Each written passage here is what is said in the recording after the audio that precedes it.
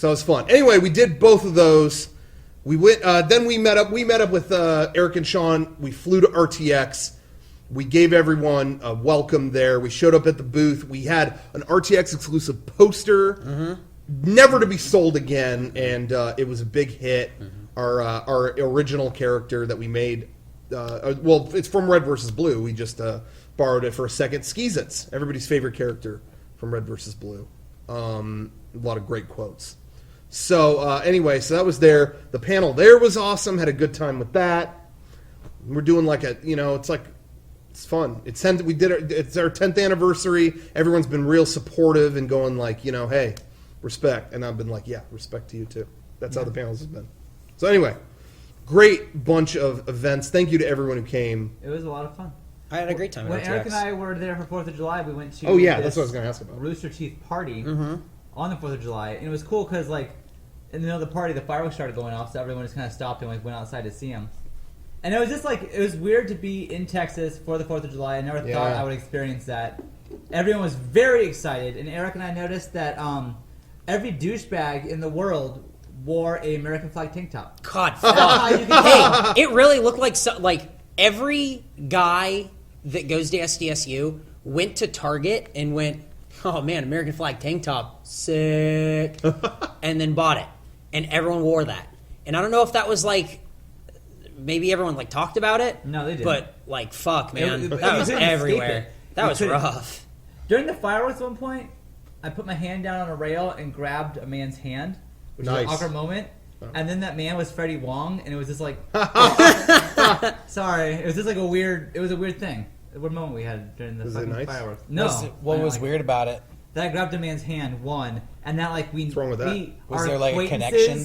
So it's like, are we gonna talk now, or are we just gonna watch the fire? What are we gonna do here? It seems like there was like a lot of weird romantic tension. There was no tension. So the fireworks, the fireworks had just started, and you reached down and you grabbed his hand, and then you guys like made eye contact. And then like you felt the fireworks. Was there like a silence between the two of you? No, it was like oh sorry. Would you say it was weird? Would you say it felt Wong? Boo.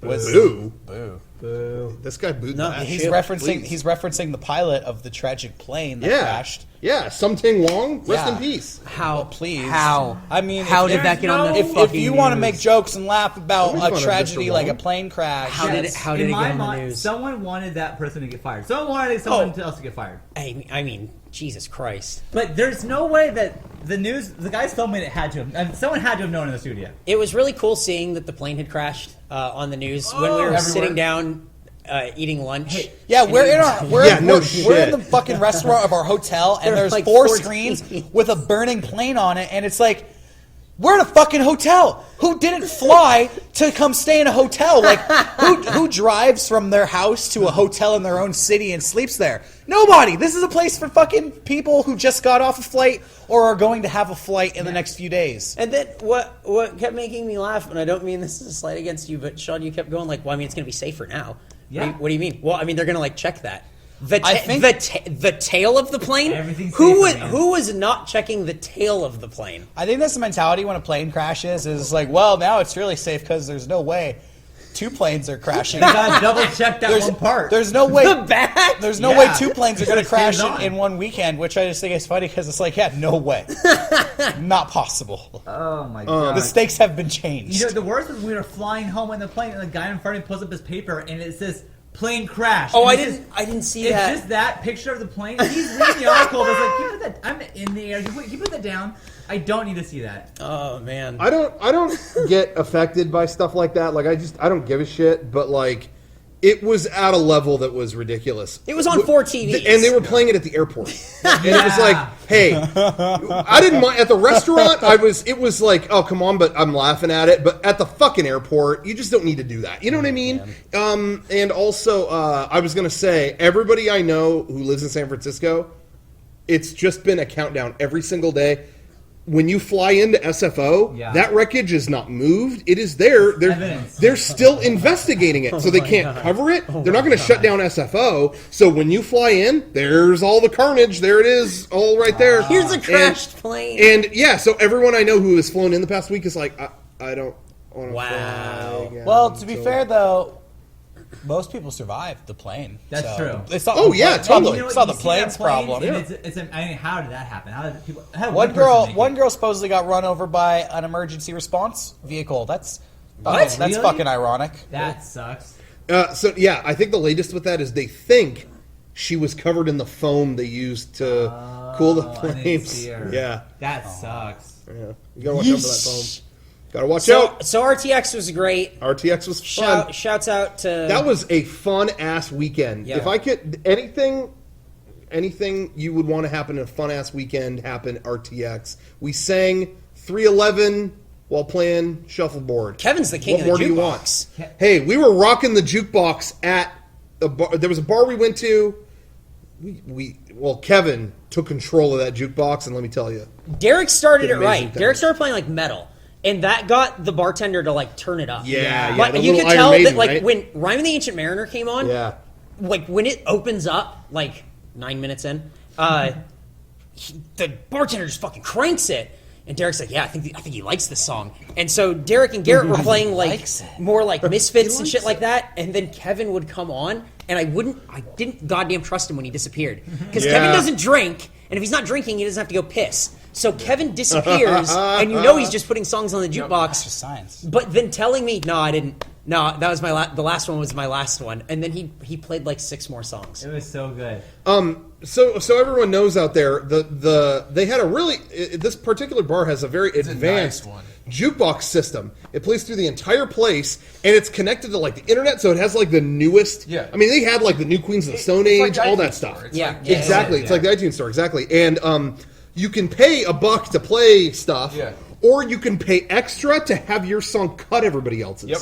And it's great because if you do that enough, other people's shit will not get played. Yeah. You just keep, if you pay extra every song, you're going to bump everyone off to the point that their song doesn't play all night. And that's what happened to the people on the board next to us. Yep. They did not like us. No. I think they liked us until the end when they had still not heard their songs. When they shoved me out of the way. But heard Wonderful Christmas Time. So, yeah. Kevin played "Wonderful Christmas Time" by Paul McCartney. That was the closer of the night. Mm-hmm. Dude, there was good fucking songs though. Yep. Yeah. It was a fun night.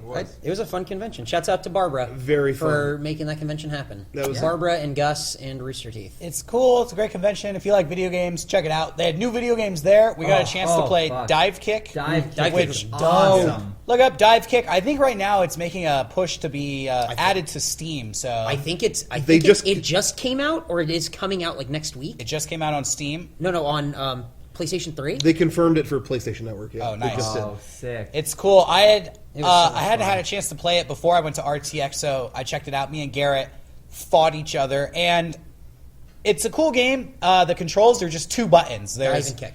Well, it's dive and kick. It should be jump and kick. They should rename the game Jump Kick. So I would email them. I kind of want to start a petition, maybe a White House petition. We'll talk about that in a different conversation. But it's really fun. It's very strategic, and it's all about timing your jump to be just a hair after the person you're fighting. So I know a lot of people in the chat have probably already played it. If you're at RTX, you probably played it. Some of you are champions at it, have beat the developers. You're undefeated. That's cool. But check it out if you hadn't had a chance to play it. Dive Kick. You keep an eye peeled. You stopped before I thought you were going to keep going with the joke. With people who beat developers and people who got to go up on stage to play. Did you guys know that we have like certain fans in our fan base who are like really good at Dive Kick? Really? Yeah. They're like championship. Are they? Yeah, I don't know if they're watching. Feel free to take credit for yourself if you're out there in the chat. I don't remember exactly who it was. I heard rumors that some guy kept coming around like saying he was like the best at it. He beat a developer. He looked real cocky. I forget who it was. Yeah, but he looked like real dirty too. Yeah, real dirty, and he also looked like the movie Bad Teacher. But he just gave that look. He was very cocky, and he said he was really good at Dive Kick. I just can't remember his name. Dive Kick was a lot of fun, and so was, I don't know if you guys played it. Me and Rocco played Hotline Miami 2. Hotline Miami 2 was awesome. It's awesome. It's great. And I was just going to say, actually, Dive Kick was confirmed August 20th for PlayStation Network.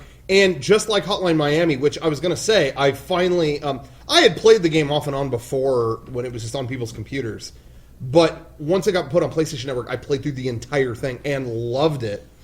But just like that game, Divekick is going to be cross-buy compatible. It's like $10 or however much, and it works on PS3 and Vita, and your your data is between the two. And that's been the Vita's saving grace. Is like it hasn't had the most active time, whatever, but like all these PlayStation Network games work on it now, and it just without any effort has your same data. Anyway, so that's been really cool.